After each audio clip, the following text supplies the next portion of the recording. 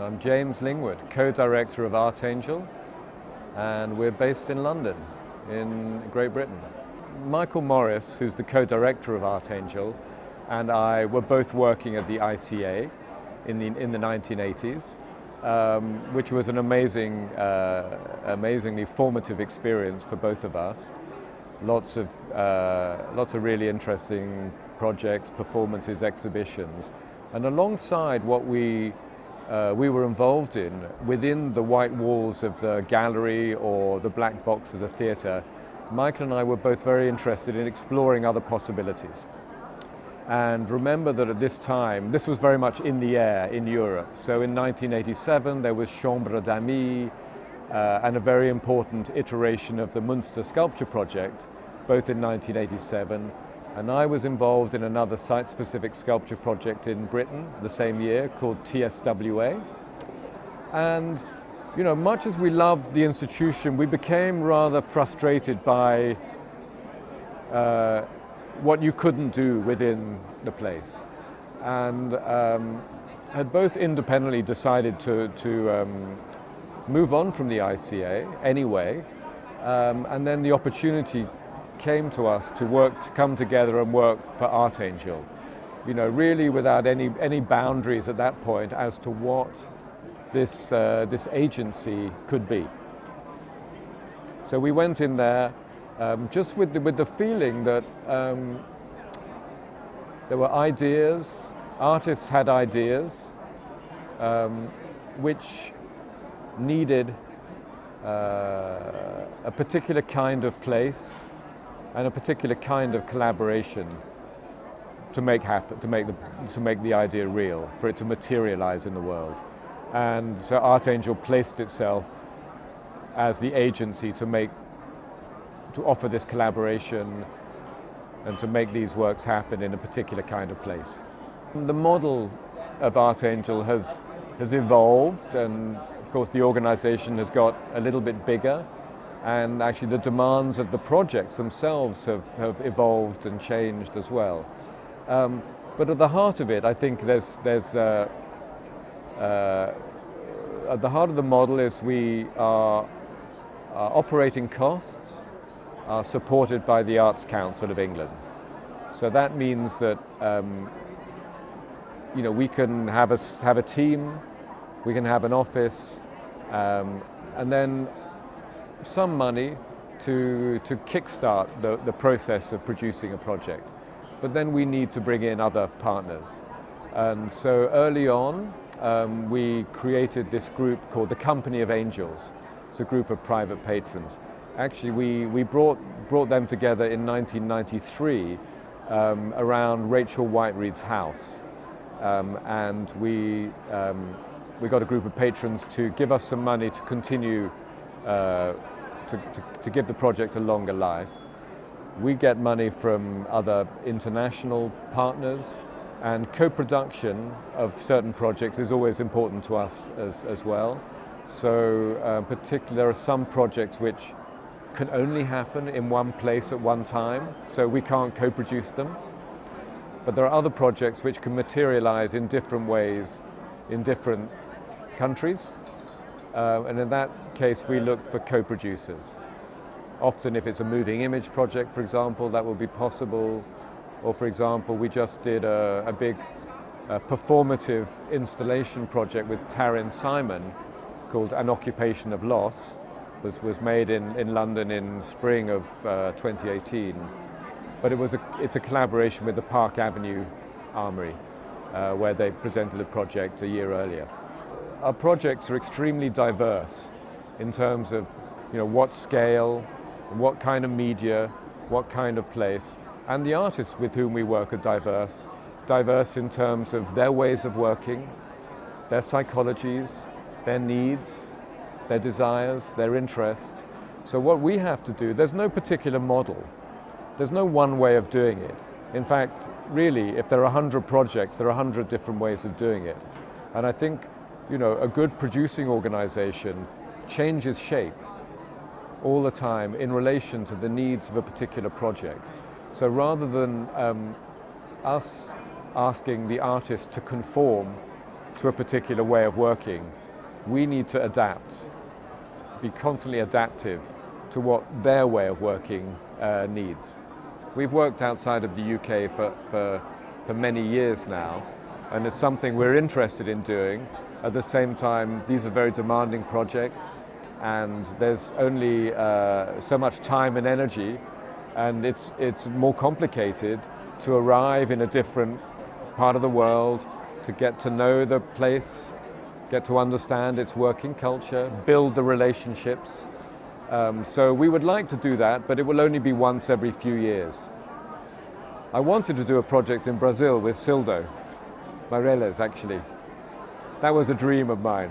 We do have an artist, Art Angel America exists, so that when we're working with projects, either in the United States, as we did with in Detroit with Mike Kelly, or when we're working with an artist who is based in the United States, like Ronnie Horn, or more recently Taryn Simon, then we can get funds, patrons in America who can give to Art Angel America. Well, the work absorbs a range of public opinion, it generates a range of opinions, it absorbs the opinions, a broad register from great interest and fascination to some kind of, sometimes levels of hostility. You know, that's fine. You know, that's what, I mean, we're not interested in just generating an easy round of applause. Some of these works should be quite tough, not just there to please. Pleasure is part of it, but it's not all of it. I mean, you know, there are, of course, some ethical questions and boundaries of which you need to be very, very aware. There are sensitivities which you should at least be conscious of. But we've never made projects to try and generate controversy, and we never made projects to try and avoid controversy. So if they become controversial because they press certain buttons, or because there's a political kind of charge, electric charge in the environment at that time, well, that's okay. I mean, and it can give a kind of life and generate a debate which can be of real interest.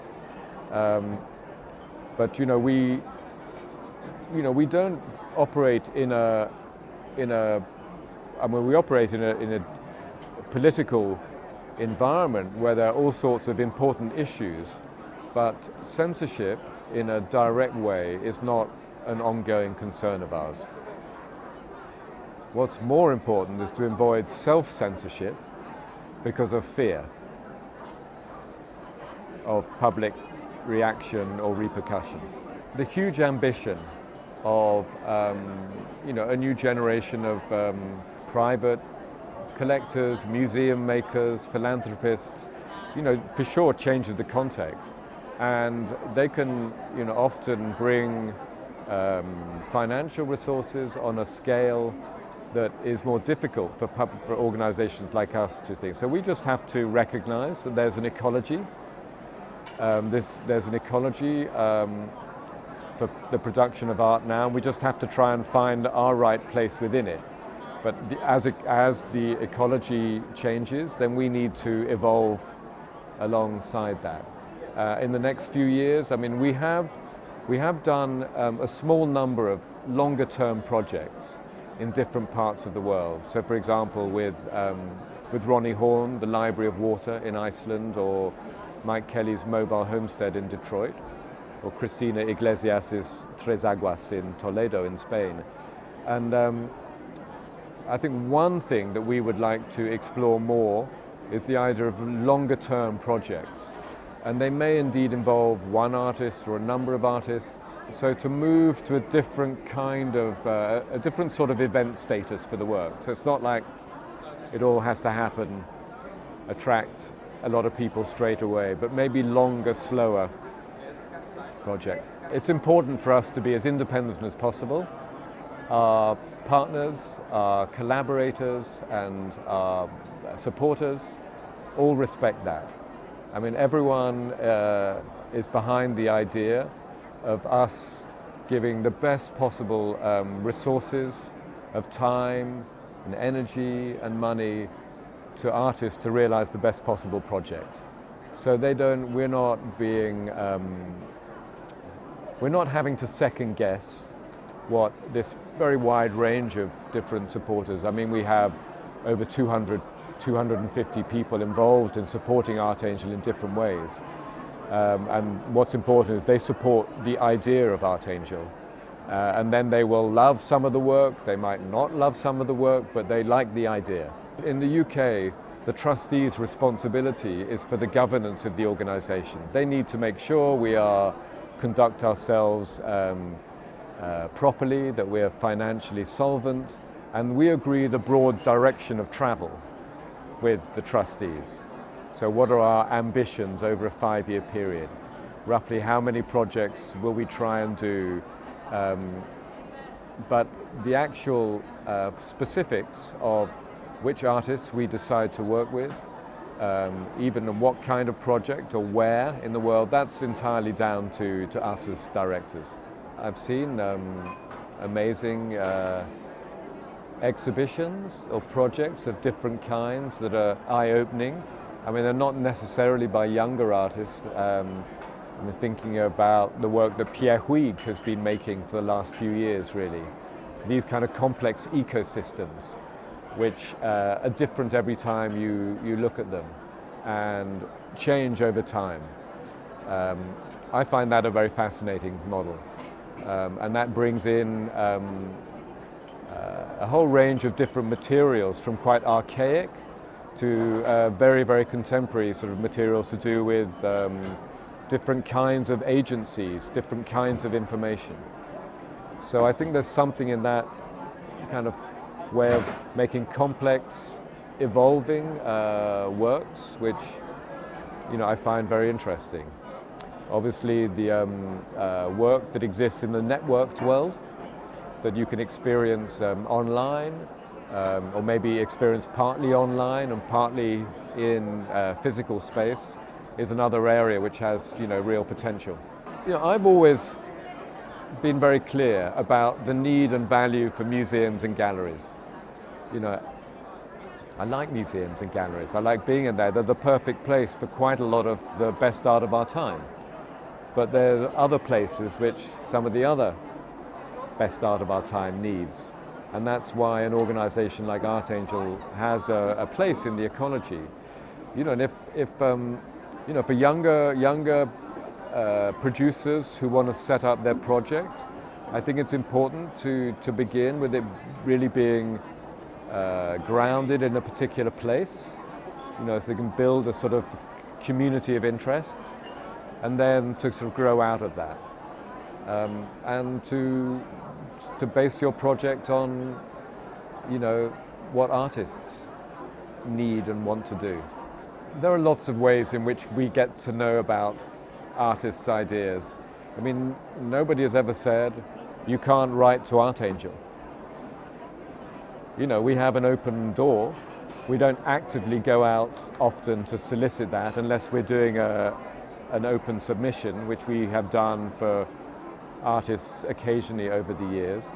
But there are lots of ways in which artists can find ways. There are lots of ways artists can share their ideas with us.